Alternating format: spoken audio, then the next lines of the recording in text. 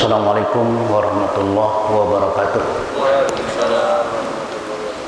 Alhamdulillah alladzi anzala al-Qur'ana ala 'abdihi liyakuna lil 'alamin nadhira. Asyhadu an la ilaha illallah wahdahu la syarika lah wa asyhadu anna Muhammadan 'abduhu wa rasuluhu alladzi la nabiyya wa la rasula ba'dahu. Allahumma salli wa sallim wa barik ala nabiyyina Muhammadin wa ala alihi wa ashabihi wa man tabi'ahum bi ihsanin ila yaumiddin. Amma ba'd, jamaah sekalian, seperti biasa mari kita awali taklim kita terlebih dahulu dengan bersama-sama membaca basmalah. Bismillahirrahmanirrahim.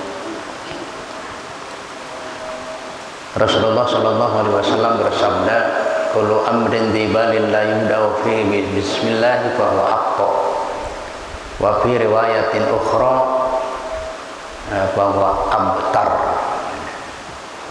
Barang siapa yang memulai pekerjaan yang baik-baik tidak dimulai dengan basmalah, maka pekerjaan itu menjadi terputus. Menjadi terputus. Fa huwa aqta.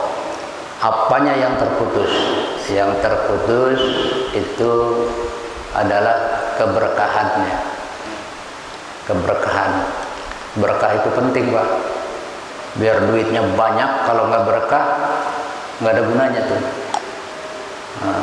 Dalam riwayat bahwa abtar, ya, antara aqta dan abtar itu sama. Artinya tidak ada keberkahan. Padahal berkah itu penting. Sedikit berkah, banyak tidak berkah. Milih apa? Tentu ada pilihan ketiga, yaitu banyak dan berkah. Idealnya seperti itu.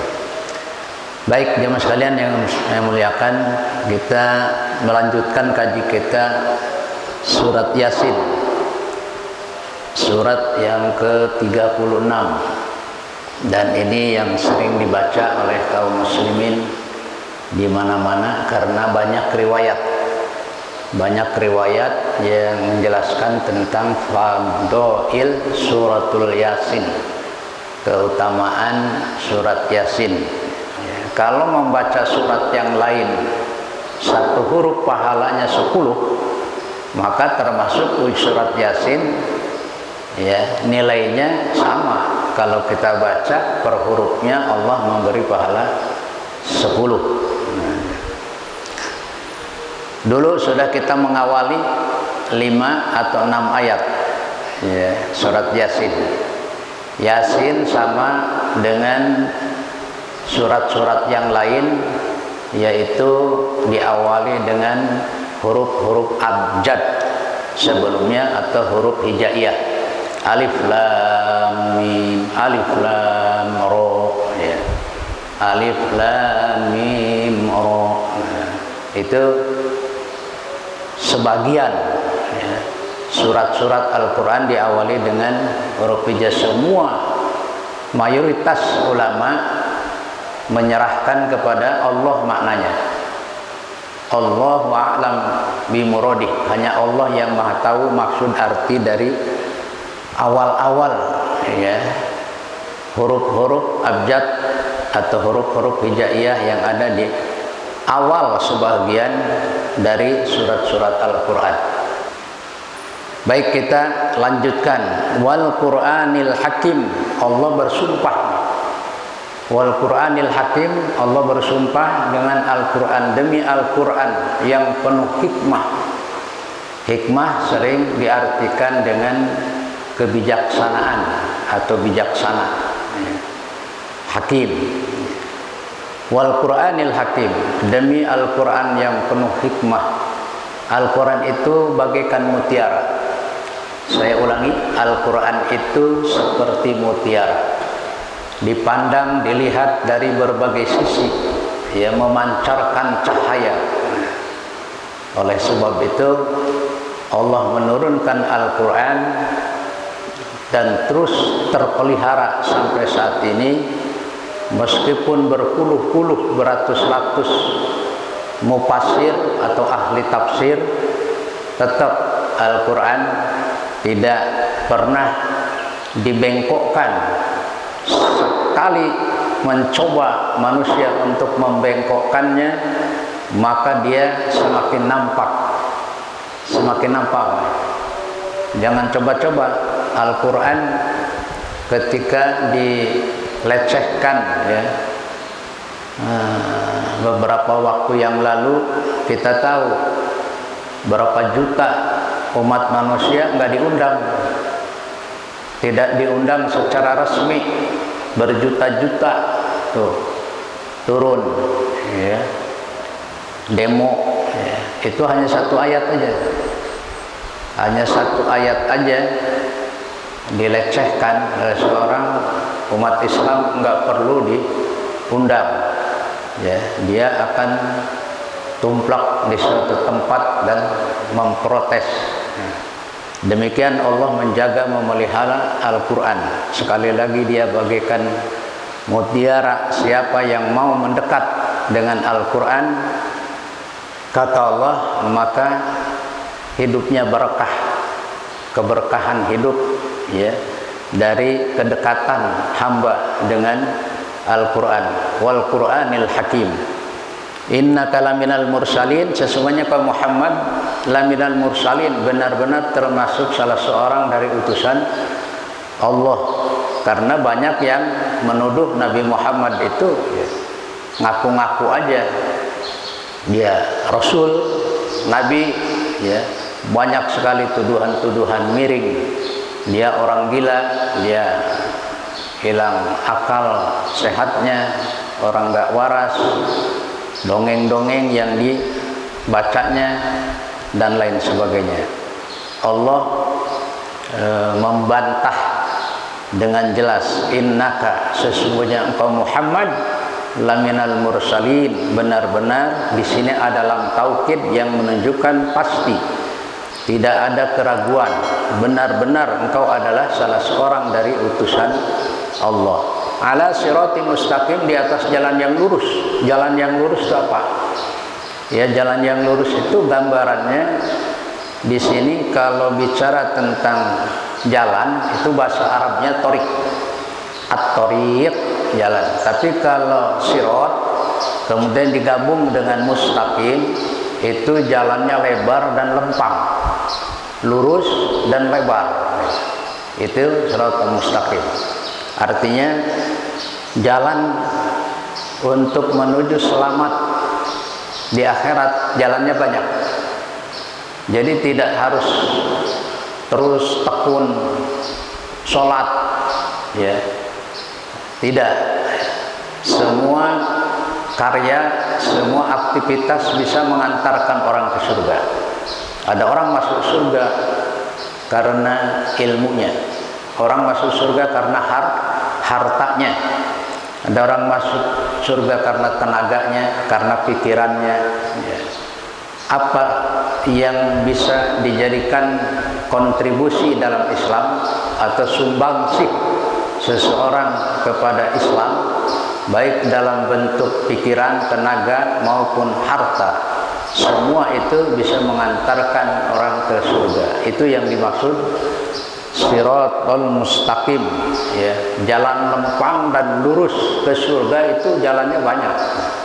Engkau Muhammad berada di jalan yang lurus, bukan di jalan yang bengkok, ya. Sementara jalan-jalan yang lain itu bengkok, ya, bahkan buntu. Yaudah, kalau sudah bengkok, buntu, susah. Hadza siratal mustaqim fattabi'u. Kata Nabi, inilah jalanku yang lurus. Apa itu? Islam.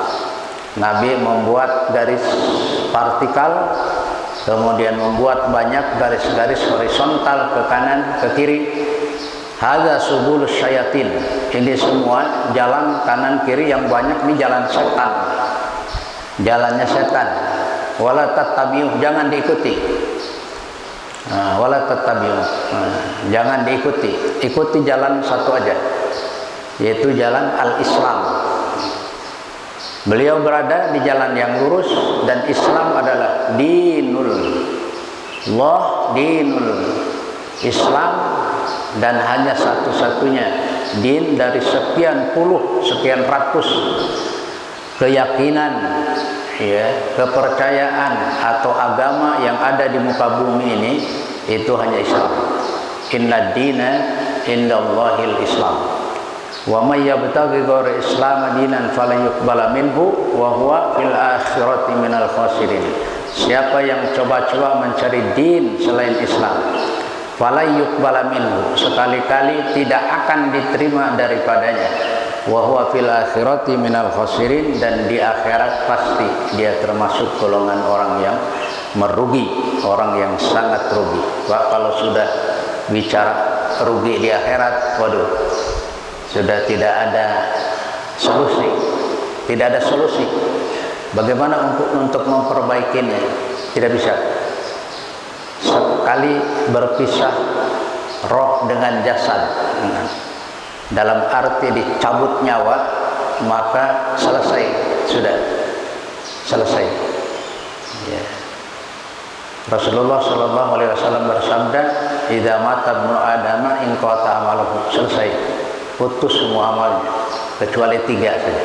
Kalau kita punya 3, punya salah satu dari 3 amalan yang disebut amal jariah itu, maka itulah yang tetap, yang terus mengalir. Dia harus punya salah satu dari 3 amal ini. Apa saja? Yang pertama adalah sedekatin jariah, sedekah jariah, harus punya.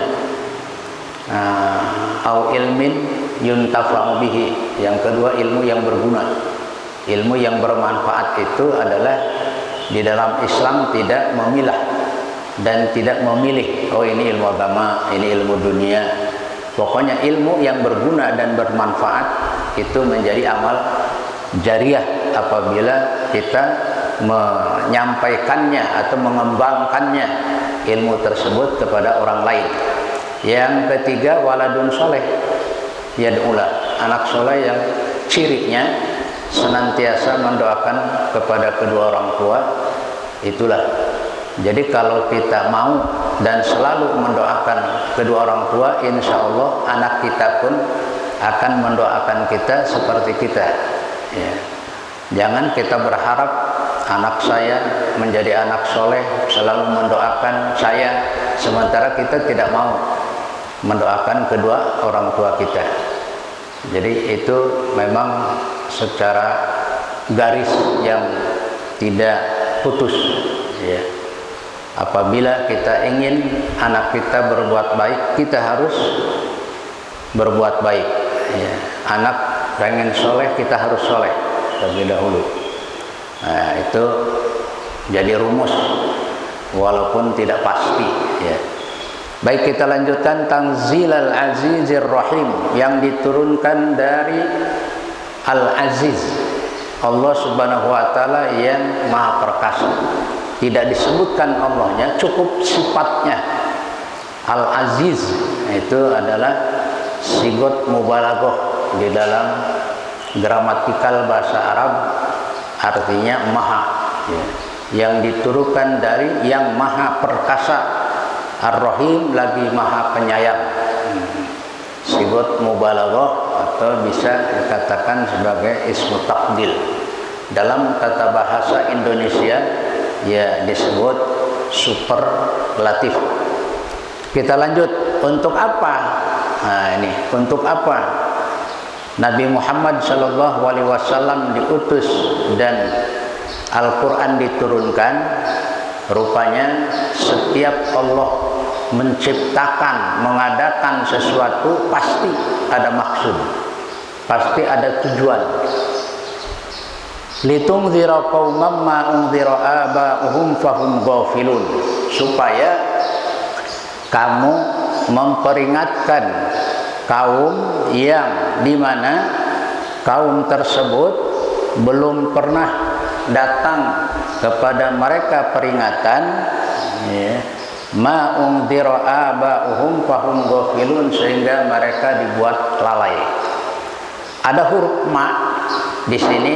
Para mufassir mengartikan ada tiga, ya, tiga mufasir. Yang pertama ini adalah ma'nafiyah. Ma'nafiyah itu artinya tidak. Kemudian ada ma yang disebut ma mausul. Mausul itu kata sambung. Kata sambung. Ada lagi yang disebut ma di sini adalah ma masdariyah, pokok kalimat. Sehingga tiga pendapat ini tidak ada benarnya, ya. Mana yang paling benar? Tentu saja kalau ditanya yang paling benar menurut siapa? Atau tiga-tiganya salah? Enggak. Kalau ketiga-tiganya salah tidak mungkin, ya. Ada salah satu yang benar atau yang paling benar dari antara yang benar. Inilah maksud atau tujuan adanya tafsir, ya.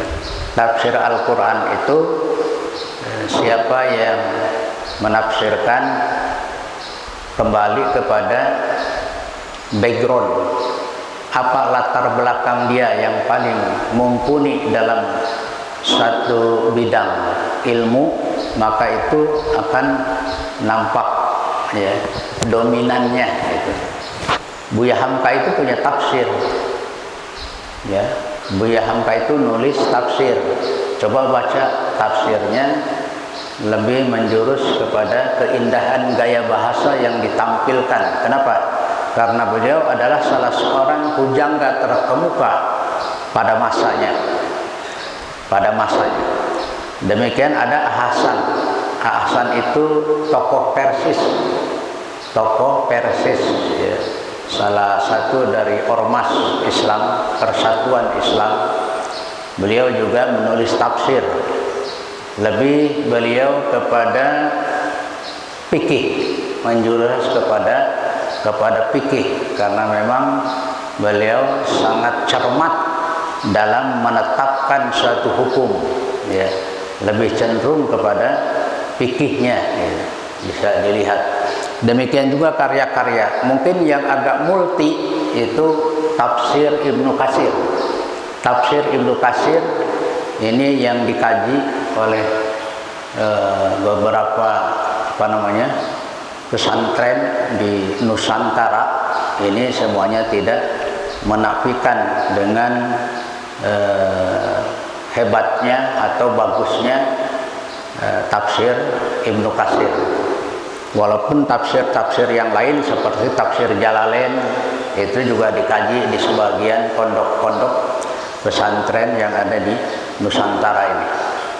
Litunzira qaumam ma unziru abauhum, supaya kamu memperingatkan bapak-bapak kamu, ya, bukan nenek moyang, karena nenek moyang sebelumnya itu ada Ibrahim, ada Ismail, ya. Keturunan dari Nabi Ibrahim itu Allah menjadikan sebagiannya nabi dan rasul, baik dari Bani Ishak maupun dari Bani Ismail. Jadi yang dimaksud abauhum ini adalah bapak moyang yang dekat. Misalnya Abu Jahal punya bapak, punya. Nah, di antara kakeknya, taruhlah dari kakeknya, kakek Abu Jahal, bapak Abu Jahalnya. Nah, itu para ulama mengartikan abauhum itu adalah bapak moyang yang dekat. Ya, kalau yang jauh tadi Ibrahim, itu juga bapak moyang itu. Mereka ini ya terputus. Maka pada masa zaman disebut fatrah, zaman fatrah adalah zaman putus. Apa yang putus? Ketiadaan Rasul. 600 tahun lamanya dari Nabi Isa ke Nabi Muhammad tidak ada yang memberi peringatan, hanya 1-2 orang. Jadi ada yang tetap bertauhid, mengikuti tauhid yang diajarkan oleh Nabi Isa alaihissalam, tapi sebagiannya mereka itu gofil, goplah, lalai. Walaupun ada yang nasihati, nggak respon, ngomong apaan kamu, udah tidak ada Rasul, tidak ada. Tapi ada beberapa orang tokoh-tokoh yang memang tidak syirik gitu. Mereka tidak menyekutukan Allah, seperti misalnya Waraqah bin Naufal, paman Khadijah. Nabi Muhammad kan baru awal-awal dilantik menjadi Rasul, ya, beliau sudah membenarkan kerasulan ini awal tanda-tanda engkau akan menjadi pemimpin atau akan menjadi Rasulullah. Kalau saya melihat dan masih hidup menyaksikan perjuangan engkau dan engkau akan dimusuhi oleh banyak orang, aku akan membelanya. Nah, ini masih tauhid dia, maka jaminan bagi Waraqah bin Naufal dan beberapa orang yang masih bertauhid pada saat itu tidak termasuk orang yang gofil, ya, termasuk orang yang selamat. Kemudian laqad haqqal qawlu ala aktsarihim fahum la yu'minun. Sungguh para laqad haqqal qawlu ala aktsarihim. Sungguh, ya, benar al-qaulu, ucapan, ala aksarihim, itu kebanyakan dari mereka orang-orang tadi itu, fahum la yu'minun, mereka tidak beriman atau tidak mau beriman. Nah, celaka, ya, siapa orang yang sudah datang kepada mereka peringatan lalu mereka mengabaikannya, ya, tidak mau, ya, tidak merespon, maka mereka akan menanggung akibatnya dari sebab penolakan tersebut. Karena manusia diberi akal untuk berpikir, yang benar pasti selaras dengan akal sehatnya. Kalau kebatilan pasti juga ngerti dia bahwa ini adalah perkara yang tidak rasional, nggak masuk akal. Sehingga masalah dosa saja, dosa itu sahabat bertanya, ya Rasulullah, begitu banyaknya nih dosa-dosa, gimana untuk merincinya? Kan banyak banget ini.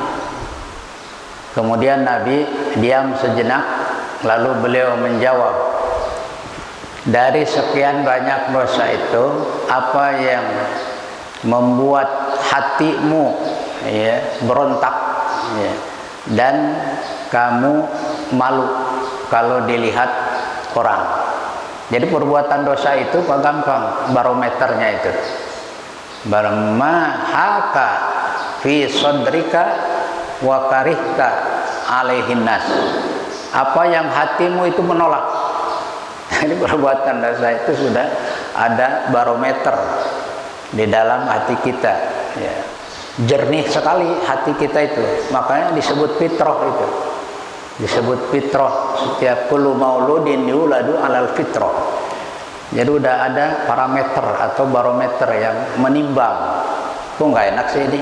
Oh, ini kalau dilihat orang malu itu dosa tuh. Ya, jadi ukurannya sudah ada di diri sendiri. Tetapi kemudian tidak cukup di diri sendiri, sebab kalau tidak diarahkan, ya, oleh Al-Quran, dia akan ngawur. Akhirnya kebatilan dianggap sesuatu yang biasa. Kenapa? Karena memang sudah dibiasakan. Kalau sudah biasa, jadi sesuatu yang salah itu sulit, ya, untuk diperbaikinya karena sudah biasa. Ya, itu udah galib lah, udah ini di masyarakat, udah biasa. Padahal sesuatu yang sebenarnya bertentangan, ya, dengan kebenaran, bertentangan dengan syariat. Jamaah sekalian yang saya muliakan, ini dia, laqad haqqal qawlu ala aktsarihim fahum la yu'minun. Mayoritas mereka itu sebelum Nabi Muhammad diutus menjadi Rasul, mereka adalah orang-orang yang tidak beriman, walaupun ada seberapa gelintir orang yang bertauhid pada saat itu. Al-Quran ini surat Yasin menjelaskan tentang sejarah. Inna ja'alna fi a'naqihim aghlalan fahiya dal azqani fahum mukmahun. Sesungguhnya kami jadikan pada leher mereka itu aglalan, belenggu ya, fahiya ilal azqani, yang mengangkat dagunya, fahum mukmahun, sehingga mereka tidak bisa nunduk, ya artinya tertengadah. Dibeginikan Pak, di borgol di sini, kemudian tangannya dalam. Jamaah sekalian yang saya muliakan, kita lanjutkan. Tadi inna ja'alna fi a'naqihim aglalan fahiya ilal azghani fahum mukmahun. Karena kerasnya hati mereka itu, sehingga Allah menggambarkan bagaimana orang yang terbelenggu tangannya ke lehernya.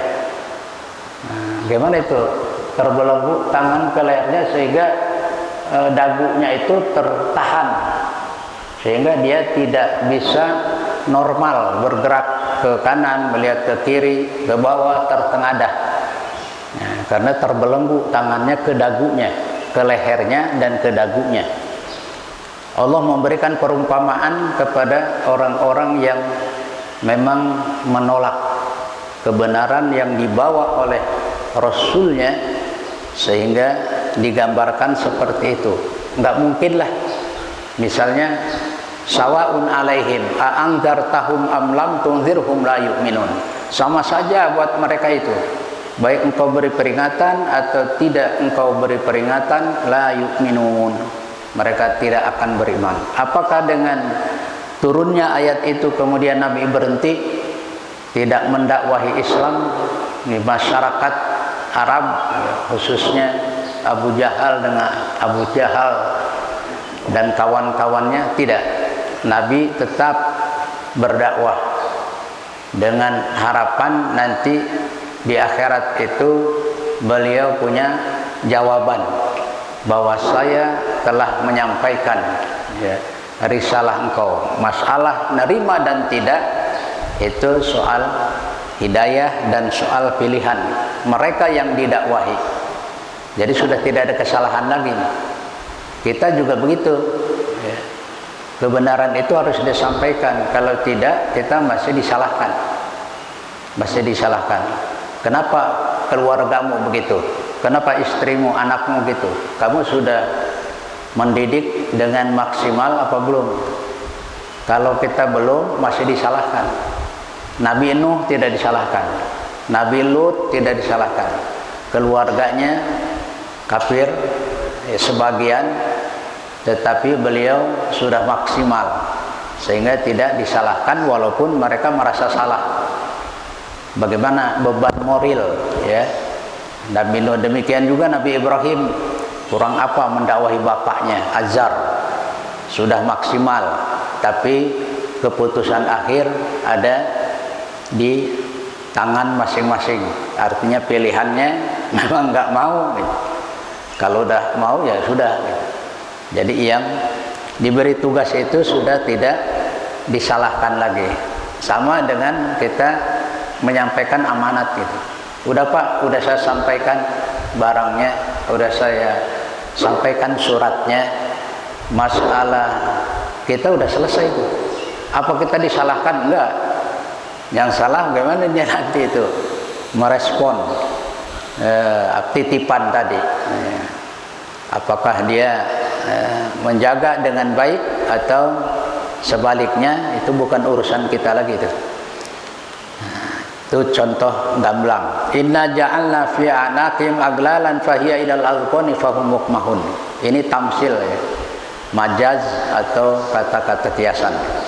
Wa ja'alna min baini aydihim saddan wa min khalfihim sadda fa'aghshaynahum fahum la yubsirun.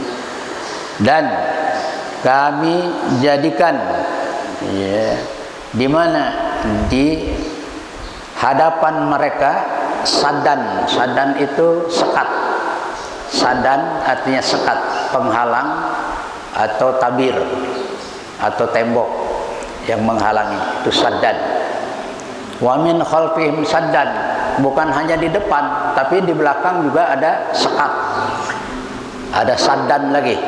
Fa aghshaynahum fahum la yubsirun, ini juga kalimat majaz, dan kami tutup mata mereka sehingga mereka tidak dapat melihat.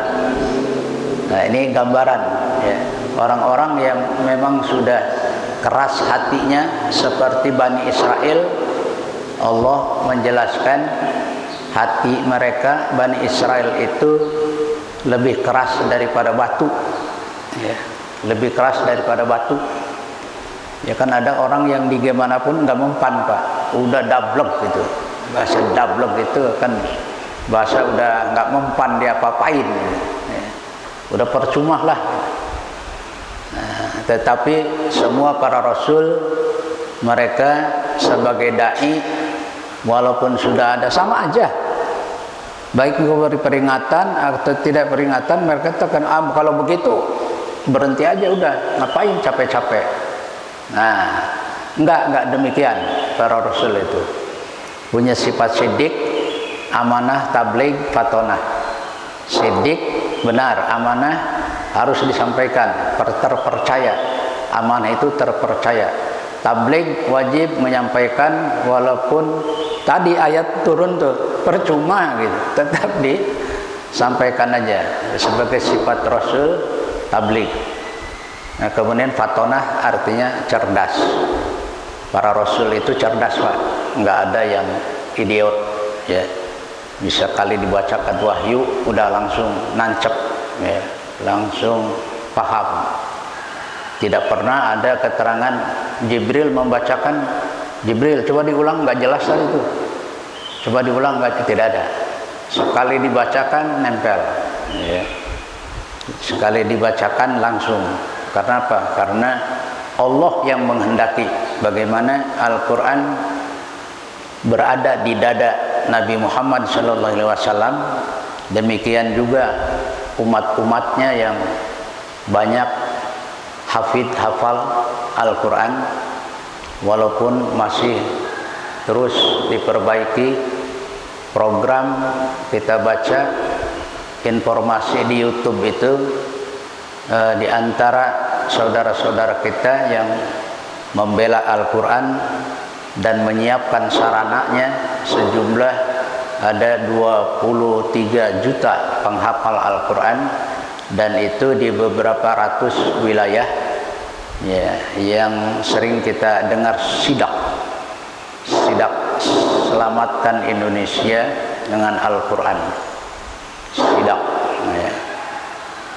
Selamatkan Indonesia dengan Al-Quran ya. Mudah-mudahan ke depan senantiasa lebih baik.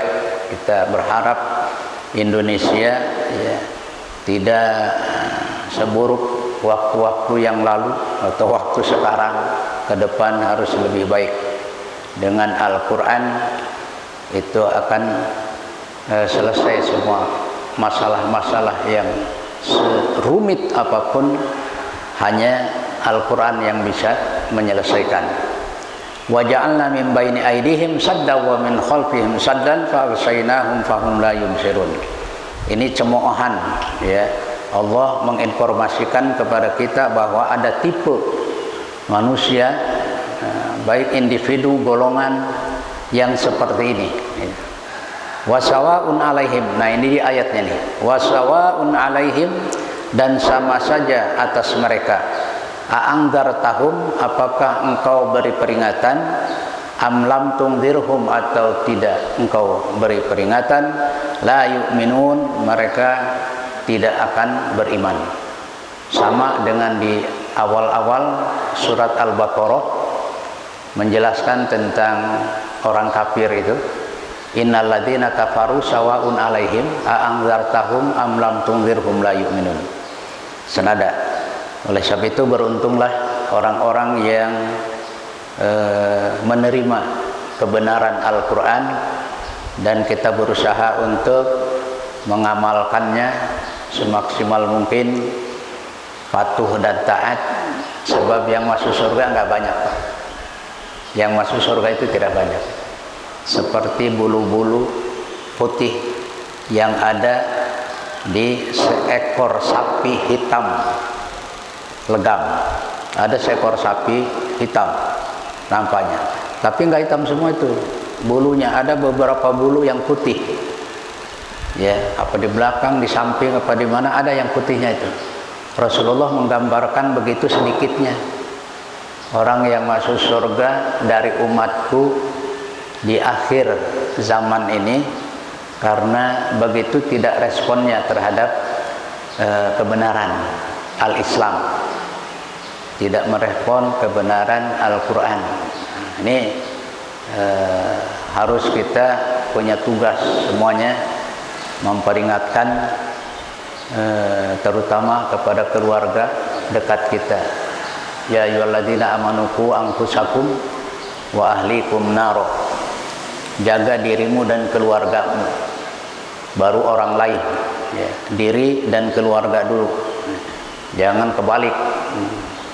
Dakwah kemana-mana, sementara yang dekat keluarga, anak istri terbengkalai atau didiamkan, tidak diarahkan kepada hal-hal yang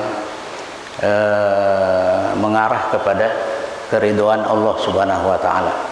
Jamaah sekalian yang saya muliakan, ada yang mau bertanya kira-kira di seputar ayat, udah sampai ayat ke 10 ini.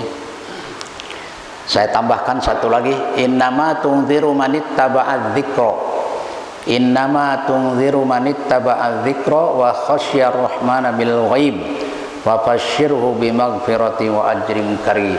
Ini kabar gembira. Kabar gembira kepada orang-orang yang mau mendengar peringatan, yang mau merespon. Ya, innama, hanya saja, tidak ada yang lain. Kalimat innama adalah kalimat adatul hasyar, alat untuk meringkas, nggak ada yang lain. Innama tunziru manittaba'adz dzikra, hanya orang-orang yang mau mengikuti peringatan ketika peringatan itu datang. Wa khasyar rahman, dan dia takut kepada ar-Rahman. Allah tidak menggambarkan sifatnya yang perkasa itu.